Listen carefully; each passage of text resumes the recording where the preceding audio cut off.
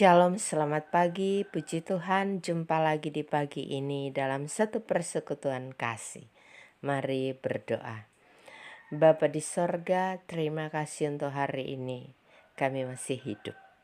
Terima kasih untuk berkat-Mu yang sudah tersedia bagi kami. Pagi ini kami memulainya dengan firman Tuhan, diberkatilah kiranya kami semua. Roh Kudus, tolong kami mengerti firman dan mampu melakukan di dalam hidup. Kami manusia pembuat dosa, minta ampun dosa-dosa kami. Di dalam nama Tuhan Yesus, amin. 1 Samuel 27 ayat 1a. Tetapi Daud berpikir dalam hatinya, bagaimanapun juga pada suatu hari aku akan binasa oleh tangan Saul. Saudara yang diberkati Tuhan, ada banyak sebab mengapa umat Tuhan mengalami keruntuhan iman. Bagaimanapun juga peristiwa-peristiwa yang mengerikan dan menakutkan yang pernah terjadi dalam hidup kita, tidaklah mudah untuk kita lupakan. Demikian yang dialami oleh Raja Daud. Setelah Daud mengalahkan Goliat, mulai saat itu timbul kebencian di hati Saul karena iri, dan Saul selalu berusaha mau membunuh Daud. Dan sesungguhnya bukan karena kekuatan Daud sehingga dia selalu terlepas dari tangan Saul, tetapi semata-mata karena tangan Allah yang menolong, melepaskan Daud dari maut. Tetapi sayangnya, setelah terlepas dari tangan Saul, Daud mengalami keruntuhan iman. Karena ternyata Daud masih teringat akan peristiwa-peristiwa yang mengerikan yang dia alami karena perbuatan Saul. Sehingga dalam bacaan kita tadi, Daud berpikir dalam hatinya, bagaimanapun juga pada suatu hari aku akan binasa oleh tangan Saul. Sehingga langkah selanjutnya Daud lari ke negeri orang Filistin. Saudaraku, mengapa hal ini bisa terjadi?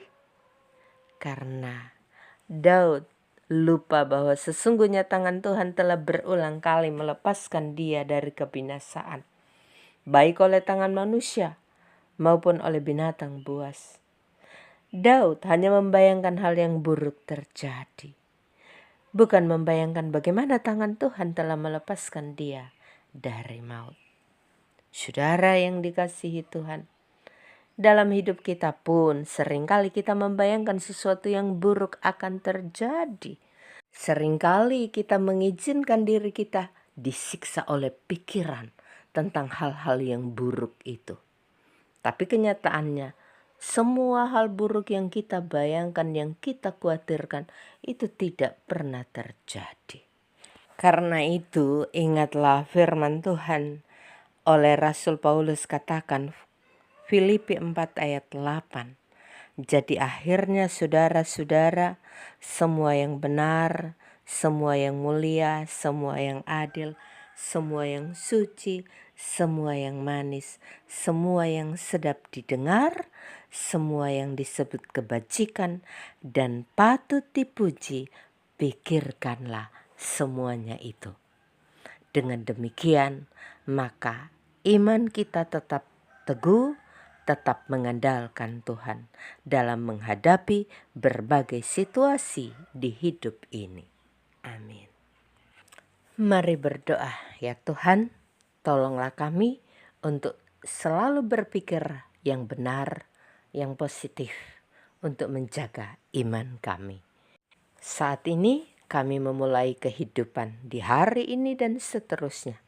Mohon kami diberkati, dilindungi, ditolong, diselamatkan Tuhan. Kiranya berkat Tuhan tersedia bagi kami semua.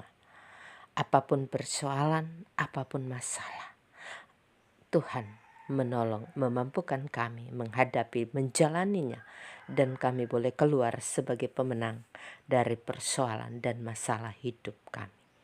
Kuatkan iman kami selalu. Terima kasih Tuhan, minta ampun dosa kami di dalam nama Yesus. Amin.